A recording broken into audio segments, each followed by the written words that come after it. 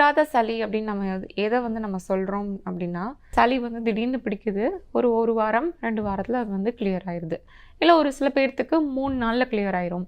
ஒரு சில பேர்த்துக்கு பார்த்துக்கிட்டிங்கன்னா நல்ல இம்யூனிட்டி பவர் இருக்கவங்களுக்கு 1 நாள் 2 நாளில் சளி இருக்கும். அதுக்கப்புறம் 3ஆவது நாள் 4ஆவது நாள்லாம் அவங்களுக்கு இருக்காது, மாறிடும். இது மாதிரி நம்மளுடைய பாடி பார்த்திங்க அப்படின்னா நேச்சுரலாகவே பாடிக்குள்ளே வந்து நம்மளுக்கு ஏதாவது ஒரு கிருமிகள் நம்மளுக்கு உள்ளுக்குள்ளே நுழையிறப்போ, இல்லை டஸ்ட் பார்ட்டிகல்ஸ் நம்மளுக்கு நுழையிறப்போ, அந்த மியூக்கஸ் வந்து நம்மளுக்கு அந்த டஸ்ட்டோடு சேர்ந்து அந்த பார்ட்டிகல்ஸ் எல்லாத்தையும் கம்ப்ளீட்டாக நம்மளுக்கு வெளியேற்றி விடும். அதுதான் நம்மளுக்கு சளியாக வரும். அது தவிர நம்மளுடைய பாடியில் வந்து நம்மளுக்கு டெம்பரேச்சர் கொஞ்சம் கொஞ்சமாக நம்மளுக்கு அப்பப்போ நம்மளுக்கு மாறும். கிளைமேட்டுக்கு ஏற்ற மாதிரி நம்மளுக்கு மாறும். நார்மலாகவே ஒரு மிதமான அளவு மியூக்கஸ் செக்ரேஷன் நல்ல சளி அப்படின்னு சொல்லி நம்மளுடைய உடம்புல வந்து கொஞ்சம் கொஞ்சம் நம்மளுக்கு இருக்க தான் செய்யும்.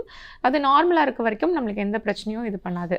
அதுவே கொஞ்சம் நம்மளுக்கு இன்ஃபெக்ஷனால், ஏதோ ஒரு பாக்டீரியல் இன்ஃபெக்ஷனால், ஒரு சின்ன சின்ன நோய் தொற்று கிருமிகள்னால கொஞ்சம் நம்மளுக்கு அது அப்நார்மல் ஆகி நம்மளுக்கு வெளியேற ஆரம்பிக்கும். அது வெளியேறும்போது நம்மளுக்கு ஒரு சில தொந்தரவுகளை வந்து நம்மளுக்கு ஏற்படுத்திவிடும். இது உடம்பு வந்து தானே அந்த வைரஸை வந்து நம்மளுக்கு அழிச்சிருச்சு, அந்த கோலை வந்து நம்மளுக்கு வெளியேற்றிருச்சு அப்படின்னா அவங்களுக்கு வித்தின் 1 வீக்குக்குள்ளே சளி பிடிக்கும். அது தானே நம்மளுக்கு சரியாயிரும். நல்ல உடம்பு, நல்ல ஹெல்த்தி இம்யூனிட்டி இருக்கக்கூடிய உடம்புகளுக்கு வந்து இப்படி நம்மளுக்கு சீக்கிரமாகவே நம்மளுக்கு சரியாயிரும். சில பேர்த்துக்கு கொஞ்சம் இம்யூன் வந்து ஓரளவுக்கு இருக்குது, ரொம்ப புவராக இல்லை அப்படின்னு சொல்கிறவங்களுக்கு பார்த்திங்க அப்படின்னா இந்த சளி பிடிக்கும். சளி பிடிச்சி ஒரு 7 days to 10 days வரைக்கும் அவங்க வித்ஸ்டாண்ட் பண்ணுவாங்க. அதுக்கப்புறமா ஒரு சில மாத்திரைகள் ஏதாவது ஒன்று போட்டதுக்கப்புறம் அவங்களுக்கு சளி வந்து குறைய ஆரம்பிச்சிடும். இது ஒரு கேட்டகரியில் இருப்பாங்க. ஒரு சில பேர்த்துக்கு பார்த்துக்கிட்டிங்க அப்படின்னா மேக்ஸிமம் நம்மளுக்கு வந்து நுரையீரலுக்குள்ள அந்த சுவாச குழாய்கள் அது எல்லாமே நம்மளுக்கு மாறுதல்கள் ஆயிருக்கும்.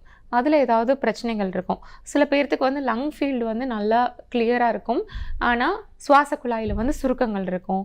உள்ளுக்குள்ளே இருக்கக்கூடிய அந்த பல லட்சக்கணக்கான காற்றறைகள் வந்து அவங்களுக்கு சுருங்கி இருக்கும்.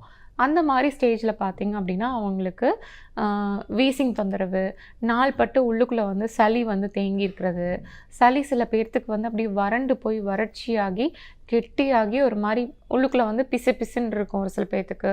ஒரு சில பேர்த்துக்கு நார் மாதிரி, ஒரு சில பேர்த்துக்கு ஃபைபர் ஸ்ட்ராண்ட்ஸ் மாதிரி ஒரு சில பேர்த்துக்கு இருக்கும். ஒரு சில பேர்த்துக்கு பார்த்துக்கிட்டிங்க அப்படின்னா அங்கங்கே பிளாக் ஆகிருக்கும். அந்த பிளாக் ஆகிருக்கிறது நம்மளுக்கு வந்து ஒரு மாதிரி உருண்டு திரண்டு ஒரு ஜவ்வரிசை மாதிரி உள்ளுக்குள்ளே வந்துருக்கும். அது வெளியே வர்றப்போ அவ்வளோண்டு தான் வரும். அந்த மாதிரி ஒரு சில பேர்த்துக்கு இருக்கும். இந்த மாதிரி இருக்கும்போது என்ன ஆகும் அப்படின்னா, திடீர்னு நம்ம ஏதாவது ஒரு குளிர்ச்சியான கிளைமேட்டுக்குள்ளே போகிறோம், திடீர்னு ஏதாவது குளிர்ந்த பொருட்களை நம்ம சாப்பிட்றோம் அப்படின்னா அவங்களுக்கு அடிக்கடி ரிப்பீட்டடாக சளி பிடிக்க ஆரம்பிச்சிடும். இந்த மாதிரி ஒரு கேட்டகரியில் ஒரு சில பேர் இருப்பாங்க. இன்னொரு சில பேர் பார்த்திங்க அப்படின்னா வெயில் காலம், சில பேர்த்துக்கு வந்து வெயில் காலம் மட்டும் சளி வராது, மழை காலம், குளிர்காலம், பனிக்காலம் எல்லாமே வந்து அந்த சீசன் வந்து கிளைமேட் சேஞ்ச் ஆகுறப்போ சளி பிடிச்சிரும். அந்த சளி வந்து போகிறதுக்கே 1 மாதம் 2 மாதம் இல்லாட்டி அந்த சீசன் முடிகிற வரைக்குமே 6 மாதம் காலம் நம்மளுக்கு வந்து பனி, குளிர், மழை எல்லாம் மாறி மாறி வருது, தொடர்ந்து வருது அப்படின்னா அந்த டைம் ஃபுல்லாகவே அவங்களுக்கு சளி இருக்கும். மீதி அந்த வெயில் காலத்தில் கொஞ்சம் ஃப்ரீயாக இருக்க மாதிரி இருப்பாங்க. இன்னொரு சில உடம்பு இருக்கும் பார்த்திங்களா, அது எப்படி இருக்கும் அப்படின்னா நாள்பட்ட சளி இவங்களுக்கு தான் வந்து இருக்கும். ரொம்ப நாளாக நுரையீரலுக்குள்ளே டெய்லி அவங்களுக்கு சளி இருந்துகிட்டே இருக்கும். டெய்லி இருமுவாங்க. டெய்லி இருமி கோலை வந்து நம்மளுக்கு உள்ளுக்குள்ளே வந்து நம்மளுக்கு வெளியேற்றப்பட்டுட்டே இருக்கும். அதெல்லாம் நுரையீரலில் வந்து நம்மளுக்கு பாதிப்புகள் வந்து ரொம்ப தீவிரமாக நம்மளுக்கு அடைஞ்சிருக்கிறதுனால தினசரி நம்மளுக்கு சளி வெளியேறிட்டே இருக்கும். தினசரி இருமல் வந்துகிட்டே இருக்கும். சளி வந்து மந்தம் பிடிச்சி எங்கேருந்து நம்மளுக்கு உருவாகுது அப்படின்னு தெரியாத அளவுக்கு ரொம்ப ஜாஸ்தியாக டெய்லி உருவாகிட்டே இருக்கும்.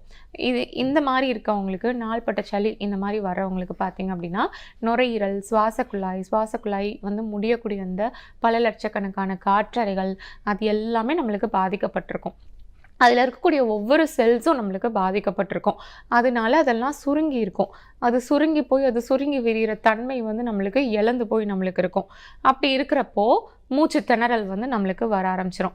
அதனால தான் நிறைய பேர்த்துக்கு பார்த்துக்கிட்டிங்கன்னா சளியை வந்து ஸ்டார்டிங் ஸ்டேஜில் சளின்னு அலட்சியமாக விடாமல் நம்ம அதை வந்து கவனிக்கணும். அப்படி நம்ம விட்டுட்டோம், அதை வந்து நம்ம முத்தி போக வச்சிட்டோம் அப்படின்னா அந்த சளி வந்து உள்ளுக்குள்ளேயே நுரையீரலை ஃபுல்லாக நம்மளுக்கு அரிச்சிரும்.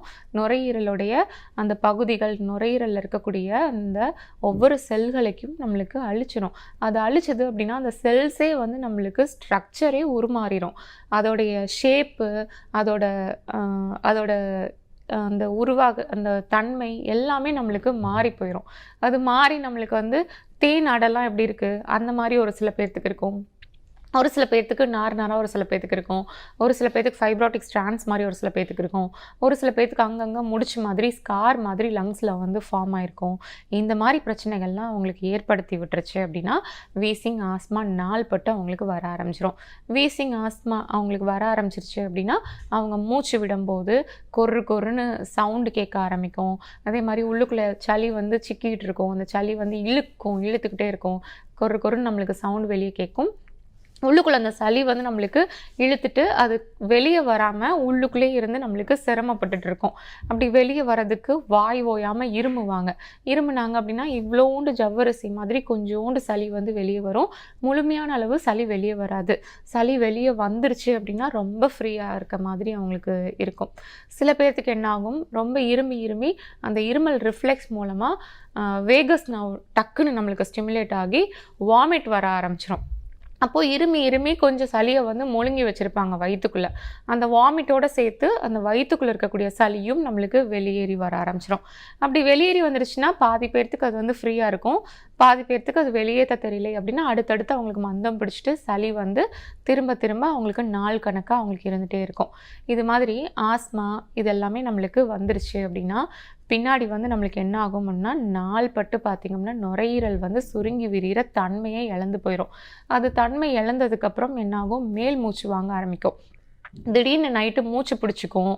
அது உயிர் போகக்கூடிய அந்த ஒரு பயத்தை வந்து நம்மளுக்கு உருவாக்கி விடும். திடீர்னு நைட்டு பார்த்துக்கிட்டிங்க அப்படின்னா மூச்சு பிடிச்சிக்கும். நம்மளுக்கே வந்து ஒரு தோணும், ஐயோ இறந்துருவோமோ, நம்மளுக்கு ஏதோ ஆயிடுச்சு அப்படின்ற மாதிரி ஒரு பயத்தை வந்து உருவாக்கி விட்டுரும். அந்த அளவுக்கு நம்மளுக்கு அந்த ஆஸ்மா பிரச்சனை வந்து சிவியர் ஆகிடுச்சு அப்படின்னா மூச்சு பிடிச்ச மாதிரி நம்மளுக்கு ஏற்பட ஆரம்பிச்சிடும். அதுக்கு காரணம் என்ன அப்படின்னா வாய்வு வந்து இமீடியட்டாக நம்மளுக்கு நுரையீரல் பகுதிகளையும் இருதய பகுதிகளையும் நம்மளுக்கு பிளாக் ஆகும்போது நம்மளுக்கு அந்த மாதிரி மூச்சு விட சிரமம், மேல் மூச்சு வாங்குறது, இந்த மாதிரி பிரச்சனைகள்லாம் ஏற்பட ஆரம்பிச்சிடும். அப்புறம் க்ரானிக்காக அந்த சளி இருமல்லாம் வச்சுட்டே இருக்காங்க, ரொம்ப சிவியராக இருக்குது அப்படின்ற பட்சத்தில் இருமும் போது என்ன ஆகும் அப்படின்னா நிறைய பேர்த்துக்கு இந்த காம்ப்ளிகேஷன்ஸ் இருக்கக்கூடிய ஆளுங்க யாருன்னா ஆஃப்டர் டெலிவரிக்கு அப்புறம், அதுவும் முக்கியமாக வந்து நார்மல் டெலிவரி ஆகக்கூடிய பெண்களுக்கு பார்த்துக்கிட்டிங்க அப்படின்னா அதிகமாக இருமுறாங்க, தும்முறாங்க.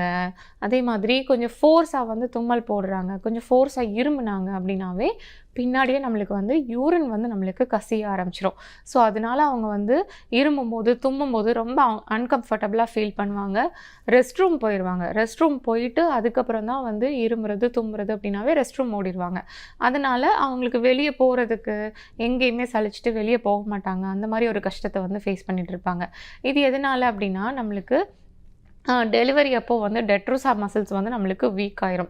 அப்படி வீக் ஆகிறப்போ நம்மளுக்கு ஃபோர்ஸாக ஒரு ஆக்ஷன் பண்ணுறப்போ அந்த மசில்ஸ் வந்து பார்த்திங்க அப்படின்னா யூரின் வந்து நம்மளுக்கு உள்ளுக்குள்ளே வித்ஸ்டாண்ட் பண்ணி வைக்காது. அதனால நம்மளுக்கு கசிய ஆரம்பிச்சிடும்.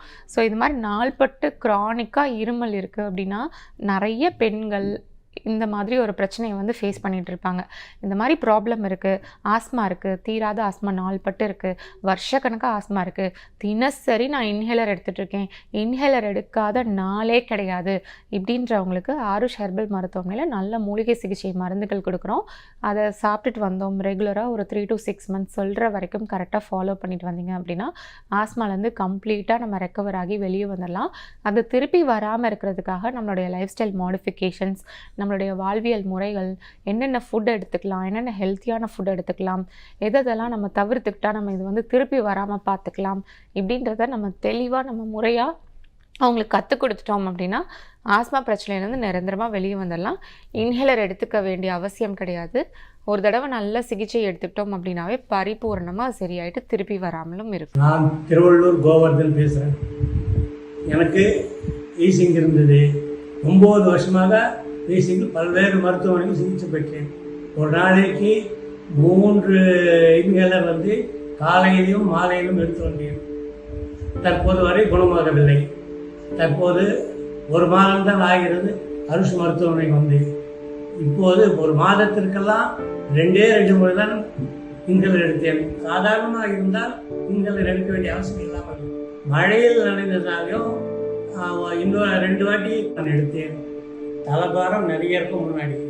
இப்போ இந்த மருந்து எடுத்த பிற்பாடு தலைபாரம் சுத்தமாக இல்லை. இந்த மருத்துவ சிகிச்சை எடுத்த பிற்பாடு மிகவும் அருமையாகவும் ஆரோக்கியமாகவும் என் உடல் எனக்கு தோன்றுகின்றது. Aarush herbal hospitals. Address number 6 Veeru tower, Jawaharlal Nehru சாலை, ஈகாட்டு தாங்கல், சென்னை 600032. Call 730 5744 144.